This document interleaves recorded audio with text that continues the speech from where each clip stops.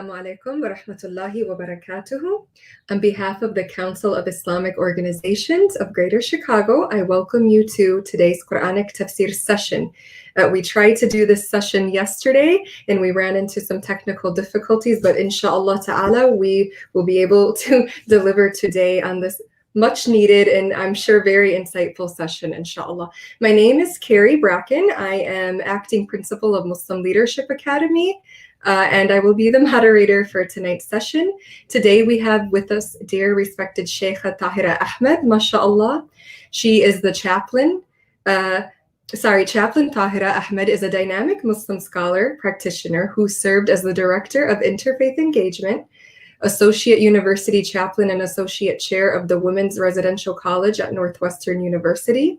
She also serves as faculty at Garrett Theological Seminary on Northwestern campus. She was recognized at the White House as a leading Muslim woman, and in 2014, she became the first woman to represent the United States at the International Quran Competition in Indonesia, where she placed 6th in the world, mashallah.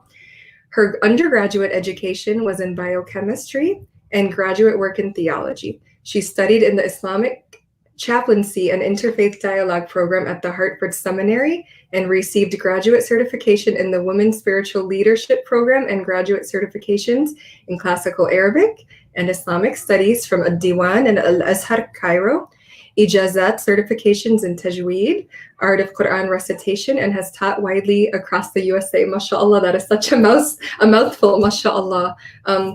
We want to thank our sponsors now before officially introducing her for today. So platinum sponsors are Muzaffar Mirza DDS and Associates. Our gold sponsors are Downtown Islamic Center and Zakat Foundation.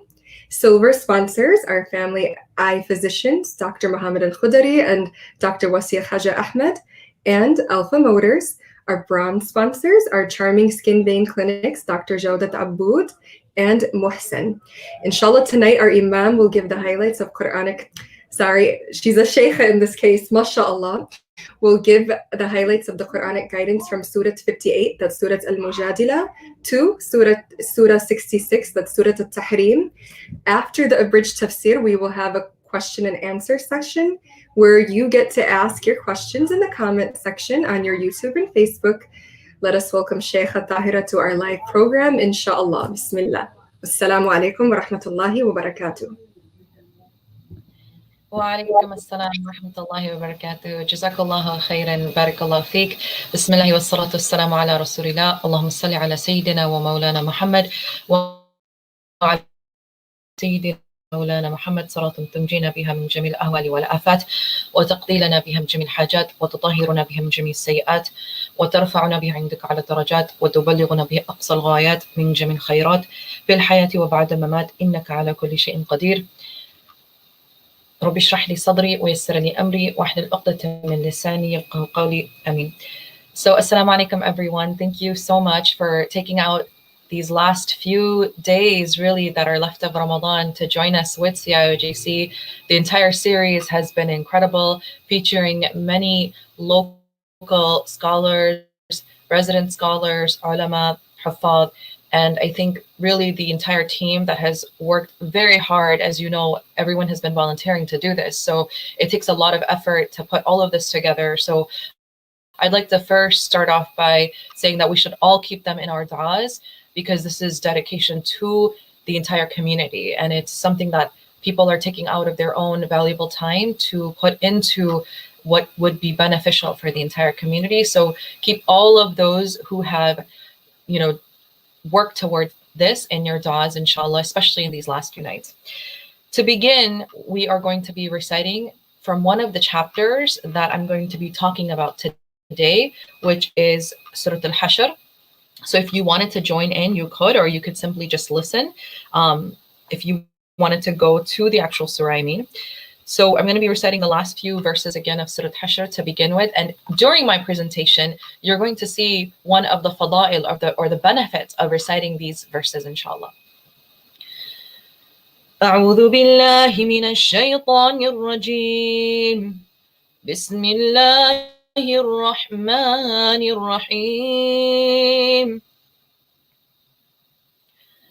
لا يستوي أصحاب النار وأصحاب الجنة أصحاب الجنة هم الفائزون لو أنزلنا هذا القرآن على جبل لرأيته خاشعا متصدعا من خشية الله وتلك الأمثال نضربها للناس لعلهم يتفكرون هو الله الذي لا إله إلا هو عالم والشهادة هو الرحمن الرحيم والله الذي لا إله إلا هو الملك القدوس السلام المؤمن المهيمن العزيز الجبار المتكبر سبحان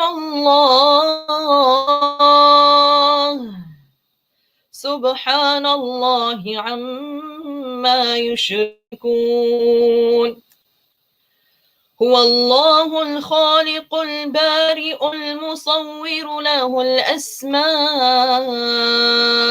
الحسنى يسبح له ما في السماوات والأرض وهو العزيز الحكيم صدق الله العظيم اللهم أنس وحشتنا في قبورنا اللهم ارحمنا بالقرآن العظيم واجعله لنا إماما ونورا وهدى ورحمة اللهم ذكرنا مما نسينا وعلمنا مما جهلنا وارزقنا تلاوته آناء الليل وآناء النهار واجعله لحجة يا رب العالمين آمين. So I always try to recite the Quran, especially as a Muslim woman, because I want to ensure that other Muslim women have a voice that they can relate to and connect with. And I know that there are a lot of male scholars who have recitations out there, and there are very few female. So that's one of the reasons as well, if you're curious as to why I chose to recite. It's really, inshallah, also to encourage the younger generation. You know, there are lots of younger hafidhat and younger women and girls who, inshallah, I pray will be inspired by it. So let's go to our PowerPoint presentation. I want to do something different with you today. Instead of, just speaking from a tafsir book, what I'd like to do is give you something that you can take away from these 9 chapters of the Quran, which are all in the 28th juz.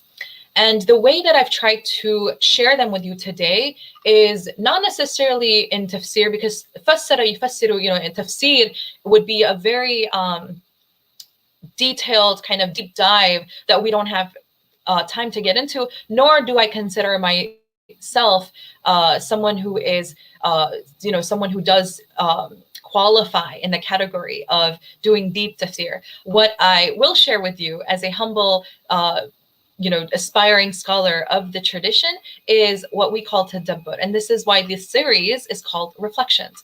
So let's go to our first slide that I want to share with you. This first slide, it actually, yes, thank you. It gives you an understanding of the major books of tafsir, and we call that exegesis in terms of talking about theology. So these are major, I would say, mainly Sunni scholars, and you've probably seen some of these names before. I wanted to highlight that I do look into Imam Razi, the number 2 on this list. So a lot of what I have to say today is both from Imam, I would say Razi, as well as Ibn Kathir, rahimahullah. So just wanted to make sure that you have that as a reference point. Okay, we'll go to our next slide.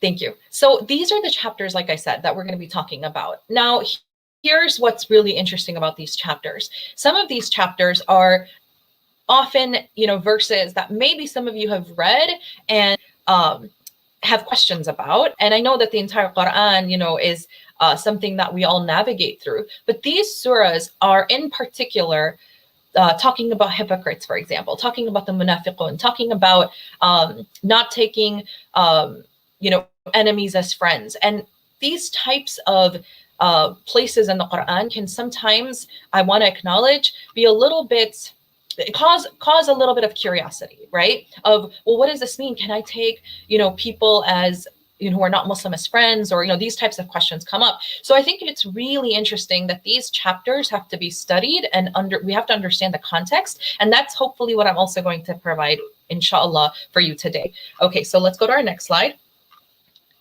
So you're going to see that the same chapters are here again, right? And yes, thank you. You can keep rolling the clicker. So what you're going to notice is, as the first, you know, we're going to talk about Mujadala, which is 58, all the way to Tahrim, which is 66.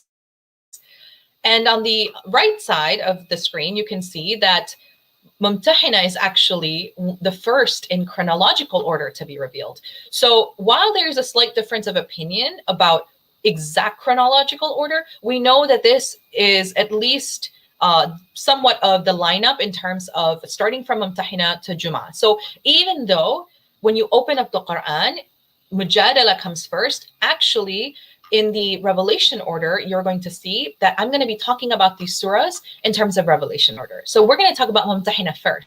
Why? Because that's how it was revealed, right? So I just wanted to make sure that everyone's on the same page about that. That if you're curious as to Mumtahina is 60, why is she starting there versus starting with Mujadala? Okay, let's go to our next slide. Thank you. If you're interested, yes, we can go to our next slide.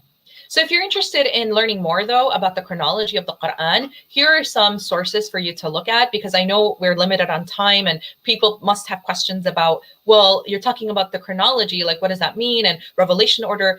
You can definitely take some time if you'd like to look at these references, or you can reach out to me, inshallah, as well. Okay, our next slide. So in a previous discussion, I shared with you all that you have to understand the context of the revelation. And so we know that the Quran was revealed in 23 years, right? Most of you have heard this before. And so in 610 CE, which is about 610 years after Isa alayhi salam passes, or we believe that, of course, he was raised up. So in terms of when the Prophet received revelation is 610 CE. So Rasulullah sallallahu alaihi wasallam receives revelation, and then for 13 years, right, that revelation is in Mecca, and then the next 10 is in Medina Sharif. Now, if you press the clicker, I just want to highlight that this is the portion we're talking about. All these surahs today, or suwar, are all Medani surahs. So that's really important to understand, because when we understand what happens in the context of Mecca and what happens in the context of Medina, they're very different in many ways, right? And the injunctions are different. So that's a major concept that I want you to carry through this conversation, is that all of these things happen that we're going to talk about in the Medani period. Okay, our next slide. And I've tried to summarize for you what these surahs are all about. So there are 9 chapters, and it's a lot to get through, right? But if you're just like, okay, give me a basic summary, this is the summary. I would say that the messages or the themes in these surahs could be categorized in 3 different ways. One is external community, so injunctions for how to deal with the external community. And then one area is the internal community. So making, like understanding how to resolve conflicts within your own community. And a lot of those surahs are about, or verses are about, the Muhajirun and the Ansar. And of course, the people amongst the community who claim to be Muslims, but are actually, they're not, they're hypocrites. And then finally, there are injunctions for immediate family. So those 3 major areas are addressed in these 9 surahs. And I'm going to show you how this actually plays out. Okay, our next slide. So what I've tried to do is make this as simple as possible for you to understand, right? So first, I told you that all of these surahs are in the Medani period. And what I tried to do is to try to lay them out for you to say, okay, here's Mumtahina all the way to Juma. So if you're interested in learning about each one, we can go through in, some level of depth, but not, I'm not going to have time to go into too many details, but I will, inshallah, try to touch on the major concepts of each of these surahs. So you can actually take they're all hyperlinked. So you can actually click to 91, or you can just go to the next slide for the tech person. Yeah, that's fine. So, okay, so let's start with Surat al-Mumtahina. In terms of revelation order, like I said, it's 91, around 91, and it's considered the 60th chapter of the Quran. And what's important is that it comes on and then for those who are interested in Arabic grammar, it comes on the pattern we call of ifta'ala, right? So it's actually from the root word of imtahana, yamtahinu. And we need to understand that this surah has a reason of revelation, right? So the reason of revelation for this was actually because, one thing is that it was close, some ulama believe, to the revelation of Surah Tawbah, which is also known as Surah Al-Bara. And as you know, we don't say Bismillahir Rahmanir Rahim for that one particular surah out of all and we can talk about why that is later. But really, this surah is in many ways addressing some incident that happens. And the incident that basically happens is, you have to remember that the Muslims had migrated to Medina, and there was a muhajir or sahabi who was a muhajir, and his name was Hatim radiallahu anh, and he had family left, in particular his wife and a son back in Mecca, and he knew that in the case that if there were some more, if there was another battle or if there was a war, then, he wanted to make sure that his son and wife and family back is protected. So he writes a letter to the Quraysh, and, the argument is that, like, he really doesn't do it out of maliciousness, but he's actually just worried for his family. So he sends that letter, and it's done in a way that really undermines the authority as well as the protection for the rest of the ummah, right? Like, so it undermines the entire community by putting them at risk. So when this letter is sent, Rasulullah actually, he receives revelation that this is going to happen, and he knows about it. And so he actually sends Ali radiallahu anh, and he discovers the woman that's used in this process. And actually, they find the letter, and the Prophet of course, talks to this to Hatim and says, like, what, what's going on, right? So, like, why would you do this? And you have to understand that it's a time when people are still trying to establish a new society, but then they have family right back home, and they're trying to figure out what to do. So you also have to remember that the Treaty of Hadivia by that point was signed. And I don't know if you all are aware that the uniqueness of that treaty was that Meccans, if they had left Mecca to come to Medina, they had to be returned. But if a Medini person went back, like if they said they wanted to leave Medina and go back to Mecca, they didn't have to be returned. So the treaty was more, I would say, leaning right towards the Meccans to kind of hold down all of the pressure that was coming from them. But why is this really important for us? It's important to understand that if these verses, if you've ever read them and they felt a little bit hefty for you, like, some of the verses seem like, oh, why is Allah Ta'ala talking about, like not listening to certain people or not talking to certain people? Well, it's really, you have to understand the context. And so if you go to the next slide, this surah is actually, I have the first few verses there for you. Please go to the next slide. So you can see that it says, أعوذ بالله من الشيطان الرجيم بسم الله الرحمن الرحيم يا أيها الذين آمنوا لا تتخذوا عدوي وعدوكم أولياء. So this is what I mean when I say, it seems a little hefty, right? It says, "O believers, do not take my enemies and your enemies as friends," right? And some people could misuse these verses and say, oh, like, we have, everyone's our enemy and everyone's, well, actually, this is in a context. This is to ensure that when you're in a state of vulnerability, that you're protecting your own community, that you're protecting the rights of your community. And in this case, it was this specific incident that happens with this particular muhajir who comes to Medina and is worried about his family and releases information, right? Because you have to remember, when he's sending the letter, the Quraysh now know that maybe there will be there's a possible reason for them to come and attack the Muslims, right? So there's that happening as well. Okay, so we'll go to the next slide.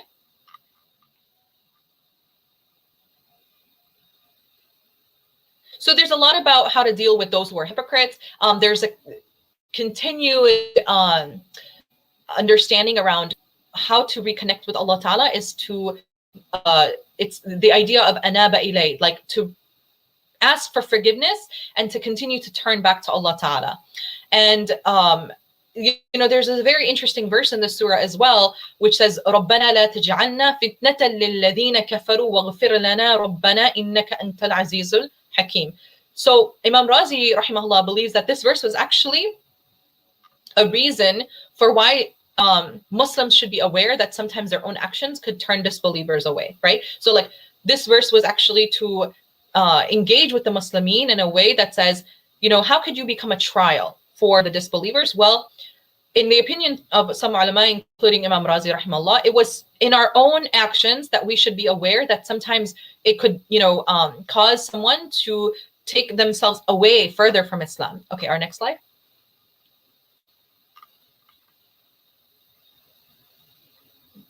Okay, so let's talk about Surat Talaq, which comes next. Now, Surat Talaq is really interesting. I know you probably already know what it means. Divorce, but really the Arabic term, which I think is really interesting, it's not divorce, is not the right way to, I would say, translate talaq. Talaq means to release. It's actually something that allows another person to breathe, right? If they were having a difficult time or suffocating in a marriage, the talaq yutalliq, it's literally to release that person from the pressure or the difficulties of that situation. And what's really interesting is how this surah starts. You'll see it says, Ya ayyuhan nabiyyu idha talaqtumun nisa. So it's addressing the Prophet sallallahu alaihi wasallam, and then it's idha talaqtumun nisa, meaning when you divorce your women. And it's not saying the Prophet's divorcing his women. It's actually referring to the community. So this actually is called sifat in Arabic, this idea of addressing someone and then turning to someone else. So that's important to remember, that when it says ya ayyuhan nabiyyu, it's not actually referring to just like the Prophet. It's actually saying tell your community this and make sure that they understand this. So and what's important about this surah is continually you're going to hear this idea of taqwa. Be conscious of Allah Ta'ala. Like when you're in a divorce situation, as some of you may know, there's a high emotions. There's a lot of maliciousness in some people's divorces, and in other cases, there's a sense of understanding and flexibility. But all of that is supposed to, the underpinning of that is supposed to be a deep conscientiousness of Allah Ta'ala, that He's going to take you into account everything you're doing. And then you have to remember, in the context of the time we're talking about, it's when men had a lot of power and privilege. So really, most of this, in terms of how do you deal with divorce, it's the injunctions are reminding the men of that community who had the power and privilege to be aware of Allah Ta'ala and to not transgress the bounds and the hudud of Allah Ta'ala. Okay, our next slide. So, all right, I'm sorry, go ahead to the next one, because this is the same slide here. You can go. Yeah, thank you. Okay, stay here. So what are some other concepts in this? That zawaj is companionship. That the Quran highlights that talaq is not just about, okay, here are the injunctions of how to, if you wanted a divorce, here's the process. And you have to remember, good argument is that in many ways, yes, the Quran actually was, out of the other kind of Judeo-Christian, as well as what we consider the Abrahamic faith traditions, the Quran actually solidifies this idea that yes, a woman can take a divorce, right? In terms of her own rights, and that to not keep her mu'allaqa, like not in a place where she doesn't know what's going to happen, right? It's not fair to her. So it also recognizes that marriage is a mithaqun ghalidha, right? And mithaq is actually the same word that's used for the divine covenant we have with Allah Ta'ala. And ghalidha means like very hefty. So it's not just, oh, okay, I got married and I got divorced. It's taken very, very seriously. It is an option though. It is something that has been permitted, but with a lot of deep reckoning, and there's a process. And that's what this, the process is maratan, right? So as you can see on the slide, it says maratan. What does that mean? That you can't just give the divorce like, and there's actually a hadith of Rasulallah where a sahabi comes to him and says, I just gave my wife, divorce. And the Prophet says, are you joking? You cannot joke with, kama qala Nabi sallallahu alaihi wasallam, as was said, something similar, right? Of what the Prophet said. I'm not trying to misquote him, but in that context, the Prophet actually shows displeasure that it's not supposed to be something that's just you sit in one setting. And I know there's a lot of maybe some people have an understanding because of the differences of opinion, but we know from the time of Umar radiallahu anh, as well, of some of the athar there, as well as the Prophet that's not a proper way to give divorce. And then of course, in our context, I would recommend premarital counseling, marital counseling, post-marital counseling. And there's a very beautiful verse in Surah Talaq that you can use. Obviously, it's not just in the context of talaq. It's this idea of asking Allah Ta'ala. Basically, it says, وَمَن يَتَّقِ اللَّهَ يَجْعَلْ لَهُ مَخْرَجًا وَيَرْزُقْهُ مِنْ حَيْثُ لَا يَحْتَسِبُ. Right? That Allah Ta'ala will provide for you if you have tawakkul on Him. وَيَرْزُقْهُ مِنْ حَيْثُ لَا يَحْتَسِبُ. He's going to give you sustenance from where you did not imagine. So all of this is supposed to be, again, embedded in relying on Allah Ta'ala, and even the process of it is supposed to seek Allah's pleasure. Okay, our next slide.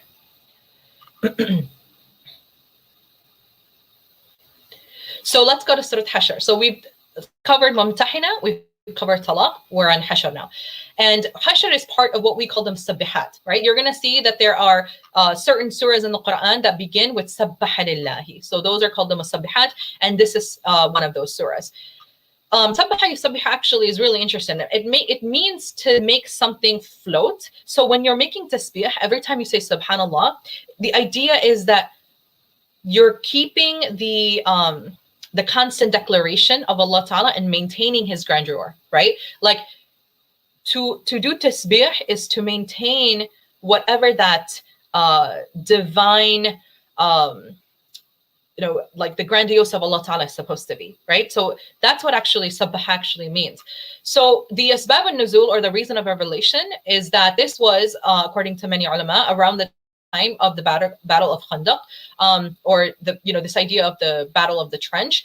And Salman al-Farsi radiallahu anh is someone that actually plays a role in this. He's from Persia, and he actually says that when the Meccans and the Quraysh were trying to attack Medina, his idea is, well, let's basically dig a trench. That's what we used to do back in Persia, and so that's what they do. And there's more in Surat Ahzab about this as well.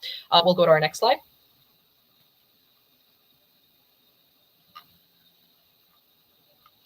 So, but here are the important key takeaways of Surat Hashr, right? Now, so what happens in this battle? The Muslims actually win, and after that, they have a surplus of what's considered like spoils of war. And there's, of course, there, like, some of the Sahaba are wondering, like, oh, who's going to get this? Like, who's going to get all this money? And Allah Ta'ala makes it very clear. Well, and this is what's really interesting. Whenever countries, as you know, in post-modernity go to war, it's usually the rich corporations that all make money, right? Like, if you really study this, Allah Ta'ala says no. If the result of all of this is actually to uplift those who are in most of this need, and then that would be, of course, very clearly the quraba, the yatama, the masakin, the wabn as-sabil, the travelers, and really, it's why. لِكَيْ لَا يَكُونَ دُولَةً بَيْنَ الْأَغْنِيَاءِ مِنْكُمْ. Look at how beautiful that is. Like, Allah Ta'ala is saying, like, the ones who are rich, right? And then the ones who don't have, it's like the haves and the have-nots, we're going to bring that, like we're going to raise that bar of the have-nots, right? So I find that these verses really, you know, powerful, because what it establishes is that when there were battles, the idea of what was the result of that is not to make the rich more richer. It was to help those who were the ones who were most oppressed. Okay, our next slide. And last few things about Surat Hashr are that it addresses three types of groups of people: the Muhajirun, the Sabiqun, and then the Siddiqun. And many ulama consider us as part of the Siddiqun, right? Like the third group.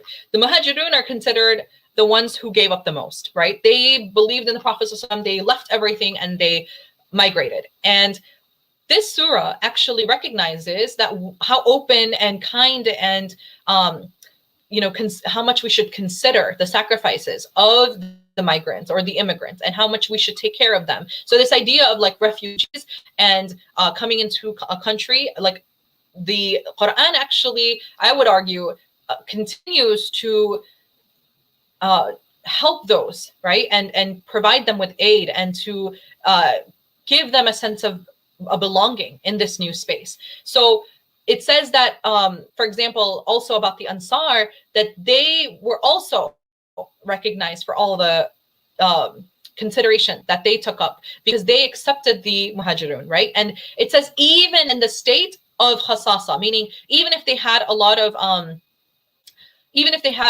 because jua means hunger, but khasasa is like a deeper level of hunger. It's like you're almost at the point of starvation, but they still gave, right? And then the third group, like I said, is supposed to be us, and there's a dua in there that Allah Ta'ala doesn't, we're supposed to ask Allah Ta'ala to not put a sense of ghil.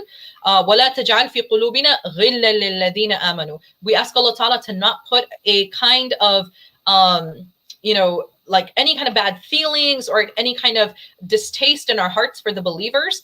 And then, of course, I read for you, if we could go to the next slide, the last few verses of Surat Hashr. And it's the only place actually in the Quran with that many number of names of Allah Ta'ala in one place. And what's also really important is that there's a hadith of Rasulallah in Tirmidhi, that if a person, and this is actually really, really cool for those of you who are like, oh, give me a dua, that would be really awesome to recite. This actually is from the hadith of Rasulallah, like I mentioned in Tirmidhi, that the Prophet said that if anyone says, A'udhu billahi minash shaitanir rajim, and then if you go to the next slide, in another narration, if you say A'udhu billahi as-sami'il alim, A'udhu billahi as-sami'il alim minash shaitanir rajim, and then you say the 3 ayat of Surat Hashr, 70,000 angels are appointed for you and make forgiveness on your behalf. So this is actually something that should be part of our daily practice, inshallah. I recited these few verses for you in the beginning. And so if you have a chance and if you need help reciting, of course, there's online, YouTube links to this, as well as if you wanted to reach out, I can help you with that, inshallah, hopefully. Okay, our next slide. Okay, so now we're on Surat Munafiqun, which it literally translates, right, as the hypocrites. And the Asbab al-Nuzul for the revelation, or the revelation background, is that the Muslim community is about 5 years or so into their life in Medina. And both Battle of Badr and Uhud have already occurred. And there was a group called, the Bani Mustaliq, and they were attacking the Muslimin that were considered or they were planning on attacking the group of Muslimin because they had perceived them weak. Remember, Uhud had happened and they had lost. So there was this idea that perhaps the Muslimin are weak now. So the Bani Mustaliq wanted to attack them. But the Muslimin actually defeat the tribe. And the Prophet, as you know, marries the daughter of the leaders of the tribe, and he frees all of the prisoners. If we could go to the next slide. Sorry if I'm going a little bit faster. It's just for the sake of time. If we could, yeah. So what actually ends up happening is that there's this, a servant of Umar radiallahu anh, and he has a conflict with one of the leaders of the Muhajirun, and they both basically call on, so this is an internal conflict, remember. There's a conflict that's happening between two groups, and it's actually because of two individuals who get into it, so to speak, and buy some water well, and one group is calling on his group, which is like the Muhajirun, and the other is calling on the Ansar, and they're using their labels, but they're misusing them, right? And the Prophet, this news goes to the Prophet ﷺ, and he's actually not happy about that. He's like, you're misusing these names that have been described in the Quran to honor you.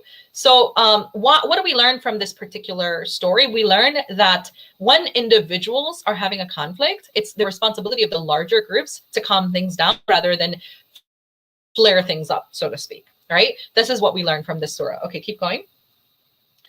And another major concept of this is, when we're talking about the munafiqun, notice Allah Ta'ala doesn't say, Ya ayyuhal munafiqun, or like he doesn't address them in that way. And there's a reason for that. And we'll talk about that a little bit. But in particular, there was a companion technically he was a companion, but he's indirectly called out in the surah. And there's an agreement amongst many scholars that it's actually Abdullah ibn Ubay. And what's interesting about him is that he wanted to be the leader of Medina before Rasulullah got there. So like that's a little bit of the context, right? And whenever there was a chance to flare things up, this guy would flare things up, right? So he also didn't like the Muhajirun. Like he used to be like, something along the lines, the Arabic, I would translate it as like the dogs that feed you will bite you one day, right? So he used to treat the Muhajirun and talk about them in a way that was like how maybe in the modern context, people talk about, the immigrants are going to take over our jobs. The immigrants are going to, the kind of the fear mongering that happens, if you can think about it in the modern context. So he was that guy, right? And when this conflict that has kind of started to happen between the internal conflict between the Muslimin, between the Muhajirun and the Ansar, which was again an individual conflict, which kind of flared up a little bit. He starts to say things, which is actually recorded in the surah, right? There are verses in the surah of exactly what he said. And there's a child actually of around 9 or 10 years old who hears that speech, and his name is identified as Zayd ibn Arqam. And he actually goes and tells his uncle that Abdullah ibn Ubay is saying all these things about how, about the Muhajirun. And the uncle relates this to Umar radiallahu anh. And Umar radiallahu anh, he was known for like, okay, if you're going to cause treason, we're going to take care of you, so to speak, right? Like he was very, he knew how to protect his community when there was treason, so to speak. So he goes to the Prophet ﷺ, they're all talking in the tent. And the story goes that this little boy who had actually shared information about this whole incident is standing outside of it, waiting to see what's going to happen. And, the Prophet ﷺ decides, okay, like to let things go, so to speak, right? He doesn't decide to punish Abdullah ibn Ubay for causing all this havoc in the community. And so when they all leave the tent, he's wondering, right? This little boy, like, what happened? Like, why wasn't he taken into account? And what happens basically is that these verses are revealed, and the Prophet brings Zayd ibn Arqam back and says, and recites these verses to validate his story, right? He's this young little boy who shares that, hey, this happened, and he doesn't want the community to have greater, impact or, negative impact from what this man is doing, Abdullah ibn Ubay. And now the Quran is revealed, and it actually validates the story of this young little boy. And I think that's also really powerful here to think about, right?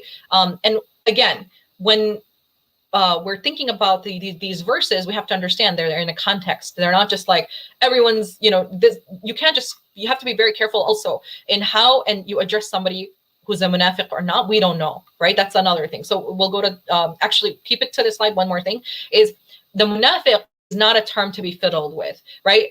Because we know that the son of Abdullah ibn Ubay actually asks for the Prophet to make the janazah prayer for his father, and the Prophet does. And the question is why, right? And then there's difference of opinion amongst ulama of why. But if you can understand that we don't know the hearts of people, right? Allah Ta'ala still protected them. He never actually says this person, this person. The only really, I mean, Abu Jahl is named in the Quran in that way, right? And Zayd, not Zayd ibn Arqam, but the adopted son of Rasulullah is named in the Quran. And of course, Abu Jahl is considered, you know, someone who was causing a lot of distress to the Prophet ﷺ. And there's a whole chapter, right, about him in Tabbat Yada, right? But what I'm trying to say is, overall, we're not supposed to be using that term lightly. It's a very hefty term. And think of in the context of the even pre-Islamic Arabian society. The worst thing you could be was a hypocrite. Why? Because when you gave your word in that context, it meant everything. Like if you gave your word and you backed up on it, you it was like you don't have any girth to you, any kind of you know, himma to you, any kind of sense of nobility to you. So a hypocrite would be completely opposite of that. And that's why it was such a big deal. Okay, the next slide. Okay, so now mujadala, right? And I'm sure some of you have heard this. This is actually how the 28th chapter begins. It's قَدْ سَمِعَ اللَّهُ قَوْلَ الَّتِي تُجَادِلُكَ فِي زَوْجِهَا وَتَشْتَكِي إِلَى اللَّهِ وَاللَّهُ يَسْمَعُ تَحَاوُرَكُمَا إِنَّ اللَّهَ سَمِيعٌ بَصِيرٌ. So this is Asbab al-Nuzul, or the background of the story, is that a woman comes to the Prophet ﷺ, and she's complaining about a practice that then actually is addressed and is discontinued, right? So one of the things that in pre-Islamic Arabian society that used to happen is a man would be like, oh, you know, like to his wife, like you're like, you know, and it sounds really awful, but things that were said like, oh, you're like mother's back now, meaning basically it was in their own cultural way saying you're haram to me now, like and basically it was a way to just say you're divorced. And what's awesome about Allah Ta'ala's, you know, like intervention is he's saying, no, like your wife is still your wife, you know, you can't just be like, oh, you're like my mother now, and then be like, bye, right? Like, I mean, really look at these verses. It's trying to, you know, basically, again, like I said, even Surat Talaq, it tells the men like, strain up, right? You can't just think you could do whatever the heck you want, right? To these women. So Allah Ta'ala says he listened to her. So what I find really beautiful in these verses is look at what Allah Ta'ala says. قَدْ سَمِعَ اللَّهُ قَوْلَ الَّتِي. Allah Ta'ala heard the conversation between this woman who was pleading to you about her husband. وَتَشْتَكِي إِلَى اللَّهِ. And she was complaining to Allah Ta'ala. And I think this is what's so powerful about this. It doesn't say she was complaining to you. She was complaining to Allah Ta'ala. Why? Because she knows that Allah has the power. Yes, she's going to the Prophet ﷺ to find some resolution for herself. But notice when the Quran talks about that, the idea of complaining, or, you know, in here it's tashtaki. In earlier, we talked about Surat Yusuf in another presentation. And if you remember from that, Yaqub alayhi salam says, "Innama ashku bathi wa hazni ila Allah." I only complain, right, of my deep grief and my sadness to my Lord. This idea is, you know, we do shikwa to Allah Ta'ala. I'm sure some of you know Allama Iqbal, a very famous Pakistani writer, poet, and you know, rahimahullah. He has this idea of shikwa and jawab shikwa, right? Why? Because even he understood that ultimately that complaining, this idea of connecting to a person who can only truly understand you, is Allah Ta'ala. All right, our next one. So we're at Surah Tahrim, which again, it means literally like something that is prohibited, right? Because it comes from the same word as like harama, something that's sacred, something that you're not supposed to cross. And the Asbab al-Nuzul, there's actually a couple of things that happen in this. And again, I know we're short on time, so I'll ask for you to maybe go back to some of these slides, which will be available for you afterwards in terms of on YouTube. You can look at the presentation. And so it's this time it's addressing the Prophet ﷺ, because remember previously we had Surah Talaq where it began with Ya Ayyuhan Nabi, but it's actually literally addressing the Prophet ﷺ. There's no iltifat here technically, and it's saying Lima tuharrimu ma ahallallahu lak. Why are you making something forbidden that we have made halal for you? And what is that? Well, the story, as many ulama agree, is actually about one of the wives telling the Prophet ﷺ that, you know, whatever it is that you had, that you ate, that she felt like, you know, she didn't like it. It didn't smell good. And this story is, again, embedded in some of the internal concerns or issues that were happening within the poem of the Prophet ﷺ amongst his wives. And some ulama say that it was actually honey that he had eaten. And then the Prophet says, okay, I'm never going to eat honey again. Now, what's interesting here? What do you see here? The Prophet ﷺ, because he was such a humble human being, when someone told him, hey, like, you smell from this, right? He doesn't say, no, I don't. He says, oh, okay, I'll never do this again, right? And Allah Ta'ala is intervening and saying, no, hold on. Like, because when you do this, meaning the Prophet ﷺ, it sets the precedence for the entire community then, right? Like then, because every little thing that the Prophet ﷺ would do, people would follow that. So Allah Ta'ala intervenes and says, no, hold on. You can't just do that, because then when you do that, people will say, okay, I'm never going to eat honey again. And imagine there's obviously a lot of benefits to honey, as you all know as well. But that's the main point, right? Is if Allah Ta'ala tells the Prophet ﷺ, there's a deeper reason for that, and it's to make sure that the ummah, which follows the footsteps of the Prophet ﷺ, is not repeating those things, right? And then there's another incident, which again, I don't know we have time to get into for right now, but let's, inshallah, if we could go to our Surah Taghabun, which is, again, surah, its revelation order is around 108. It's a 64th chapter of the Quran. And really, it's amongst, again, the mustabihat. Remember, the surahs that start with Subhanallah. And overall, the concept in this is about mutual gain and loss, right? And then it's beautiful. It's a beautiful surah. Like, if you read it, it's got a lot of you know, the beauty of Allah subhanahu wa ta'ala, the marvels of Allah ta'ala's creations, and then of course the benefits of having iman. Okay, we'll go to the next slide.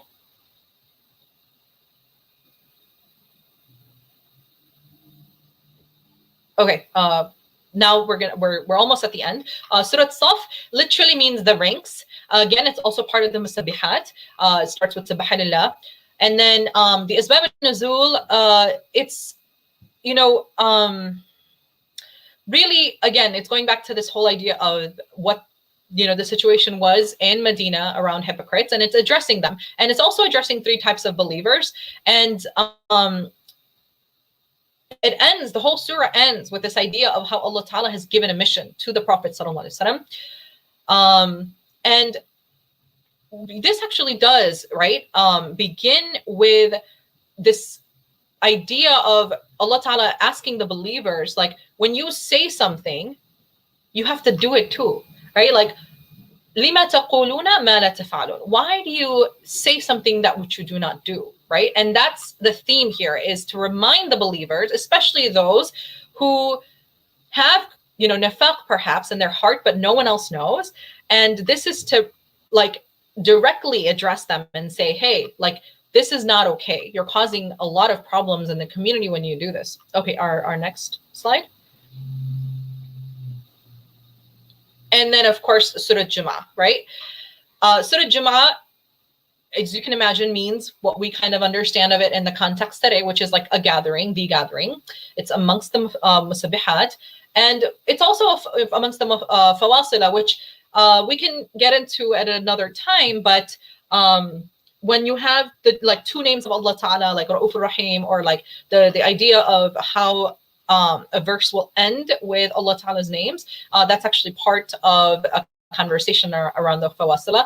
The Asbab al-Nuzul, really, it's this idea, right, of making sure that the injunction of Friday prayer is established. And it's about ethics, as well, of how to do that. And I'm sorry, it's meant to say ethics of Jumu'ah, of how to congregate. So let's go to our next slide. Again, we begin this conversation by talking about these surahs, highlighting that these are all Madani surahs. There are 9 surahs that we talked about, and majority of them address different kinds of areas of community building and how to build a strong community. We'll go to the next slide. Yeah. So now I have the same slide I had previously, but now we're actually going to allot the surahs to these areas, right? So in the beginning, if you remember, I said there are three major themes: external community, internal community, immediate family. Here are the different surahs that are attached to each of these ideas. So Mumtahina Munafiqun Saf pretty much talks about dealing with external community. Then you have the internal community, and Surat Hashr, Munafiqun, and Surat Jum'ah talks about the internal community. As you know, the ideas that we talked about actually are addressing some of the internal kind of conflicts that may occur within a community. And finally, immediate family, right? So Surat Talaq, Mujadala, Surat Tahrim all address the ways in which some of the immediate or nuclear family considerations should also be taken into account. So our final slide, again, is just these were the surahs we talked about. And I think what's really important as I come to a closure is to, you know, when we read these surahs, if some of you have felt that when you start reading the Quran, and of course, Ramadan is a time where everyone really, you know, tries to engage with the Quran as much as possible, and many people try their best to do that. But it's like 6,236 verses. And I understand that. I know some of the younger generation that comes to talk to me says, like, that can be really overwhelming for some people. But I think that if we start to do tadabbur on the Quran, and we reflect on the Quran, and we have teachers who can help us through understanding the context of some of these surahs, and to really take some time to understand what this meant for the community of the Prophet ﷺ and what lessons can we learn from it, I think that can become more of a connecting point for us. So I know also that I shared with you that the Quran means that which is to be recited, right? And so there's barakah in reciting these verses. Yes, one thing is to understand and understand context and all of that good stuff. But also we know from the Hadith of Rasulallah sallallahu alaihi wasallam that every letter that we recite, there is a reward for it. And the Quran itself says it's a shifa for us. It is healing for us. And what I'd like to end by, and my recommendation to my first for myself, is the Quran has a beautiful way of allowing us to really take a pause in our lives and focus. And the recitation is very calming.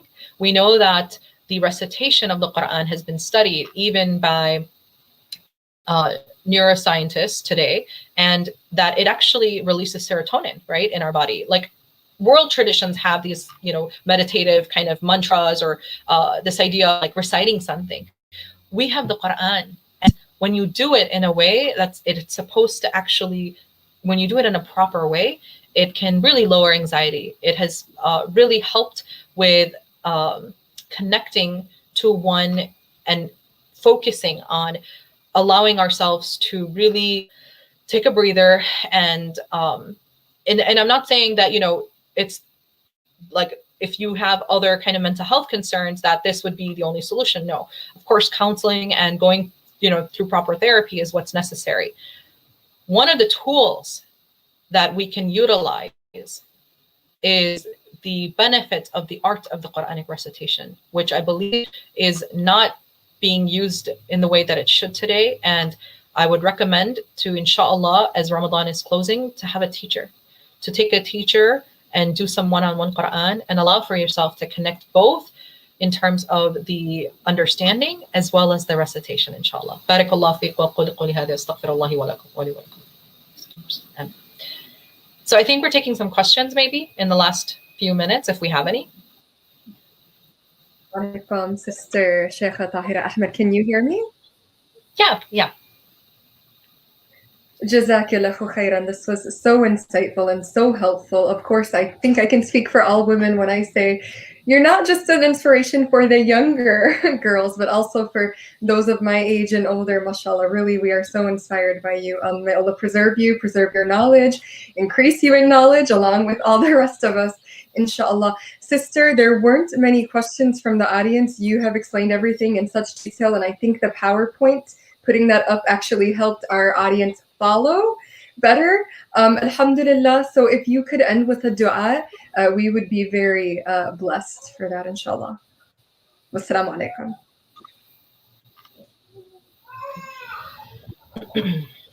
اللهم صل على سيدنا ومولانا محمد وعلى آل سيدنا ومولانا محمد صلاة تنجينا بها من جميع الأهوال والآفات وتقضي لنا بها من جميع الحاجات وتطهرنا بها من جميع السيئات وترفعنا بها عندك على الدرجات وتبلغنا بها أقصى الغايات من جميع الخيرات في الحياة وبعد الممات إنك على كل شيء قدير. لا إله إلا أنت سبحانك إني كنت من الظالمين. لا إله إلا أنت سبحانك إني كنت من الظالمين. لا إله إلا أنت سبحانك إني كنت من الظالمين. لا إله إلا هو العزيز الحكيم. سبحان الله رب العرش العظيم والحمد لله رب العالمين. نسألك موجبات رحمتك وعزائم مغفرتك والغنيمة من كل بر والسلامة من كل إثم لا تدع لي ذنبا إلا غفرته ولا هما إلا فرجته ولا حاجة هي لك رضا إلا قضيتها يا أرحم الراحمين يا أرحم الراحمين يا أرحم الراحمين يا حي يا قيوم برحمتك نستغيث ومن عذابك نستجير. أصلح لنا شأن كله ولا تكلنا إلى أنفس خلقك طرفة عين يا رب ولا تكلنا إلى أنفسنا من خلقك طرفة عين يا رب ولا تكلنا إلى أنفسنا من خلقك طرفة عين يا رب. ربنا آتنا في الدنيا حسنة وفي الآخرة حسنة وقنا عذاب النار. اللهم اغفر لنا ولوالدينا ولمعلمينا والمؤمنين والمؤمنات والمسلمين والمسلمات يوم يقوم الحساب. ربنا هب لنا من أزواجنا وذرياتنا قرة أعين واجعلنا للمتقين إماما. اللهم لا تزغ قلوبنا بعد إذ هديتنا وهب لنا من لدنك رحمة إنك أنت الوهاب. اللهم إنا نعوذ بك من كورونا فيروس ومن كل فيروس ومن كل مرض ومن كل سرطان ومن كل حسد ومن كل عين ومن كل دين ومن كل شيء ضار ومضر. اللهم إني أعوذ بك من العجز والكسل وأعوذ بك من الجبن والبخل وأعوذ بك من الغلبة الدين وقهر الرجال. اللهم إنا نسألك من خير ما سألك من نبيك محمد صلى الله عليه وسلم ونعوذ بك من شر ما استعاذك من نبيك محمد صلى الله عليه وسلم وأنت المستعان وعليك البلاغ ولا حول ولا قوة إلا بالله العظيم. اللهم اغفر أمتي رسول الله صلى الله عليه وسلم. اللهم اشف أمتي رسول الله صلى الله عليه وسلم. اللهم رزق أمتي رسول الله صلى الله عليه وسلم برزق حلال وطيبا واسعا كاملا دائما شافيا يا رب. اللهم رزق أمتي رسول الله صلى الله عليه وسلم بأزواج صالحين بالصحة والعافية وأولاد صالحين بالصحة والعافية. Ya Rabbi, have mercy on the Ummah of Rasulullah sallallahu alaihi wasallam. Ya Rabbi, forgive all of us for our major and our minor sins, our intentional and our unintentional sins, and grant us the tawfiq, Ya Rabbi, to not continue to commit them, Ya Rabbi. And Ya Allah, have mercy on the Ummah of Rasulullah sallallahu alaihi wasallam in every single corner of the world. Have mercy on all the Muslimin who are sick, who are ill, and everyone, Ya Rabbi, who is under your divine mercy, Ya Allah, all of your creation, Ya Rabbi. Have mercy on all those who are ill, who are sick. Have mercy on those in India, Ya Rab, who are suffering, Ya Rab, Ya Allah. Have mercy, Ya Rab, on especially the Muslimin, Ya Rab, in every corner of the world, in Al-Quds, in Palestine, our brothers and sisters who are suffering, Ya Allah, from oppression. Ya Allah, have mercy on them. Ya Allah, have mercy on the Muslimin all over the world, in China, in Afghanistan, in parts of Africa, all parts of Africa, and all parts of the Middle East, of Yemen. Ya Allah, have mercy on the Muslimin of Syria, of Yemen, and every single corner of the world, as well as our own country, Ya Rab. Have mercy on all the Muslimin living as minorities in all parts of the world. And Ya Allah, please accept our ibadah in Ramadan. Ya Allah, please accept all of our fasting in Ramadan. Allow us to use this month as a booster for ourselves to continue all of the great things that we started. And Ya Allah, have mercy on all of the young people who are in school right now, who are fasting and studying and trying to do their exams and trying to be successful. Ya Allah, you are the one who grants success. Ya Allah, grant success to all of our young ones, as well as grant shifa and protection for all of the Ummah of Rasulullah, especially those who are sick or ill due to any kind of disease, especially COVID, and especially those who have cancer or rare diseases, and protect them, Ya Allah. And Ya Allah, have mercy on our hearts to be more empathetic towards each other, more loving towards each other, and grant us the best in this life and the next. Allahumma inna nas'aluka murafaqa wa suhbat al-nabi Sayyidina Muhammad Mustafa sallallahu alayhi wa sallam. Allahumma rizqna shafa'atahu yawm al-qiyamati innaka la tukhlifu al-mi'ad. ربنا تقبل منا إنك أنت السميع العليم وتب علينا إنك أنت التواب الرحيم ولم نكن بدعائك رب شقيا. آمين آمين آمين. Sheikha Tahera Ahmed, Jazakillahu khairan. Really, thank you for everything. Thank you for joining us. Really benefited from you. For those of you still tuning in, please stay, because in 2 minutes we have Sheikh Amin joining us, inshallah, for another lecture. Assalamu alaikum wa rahmatullahi wa barakatuh.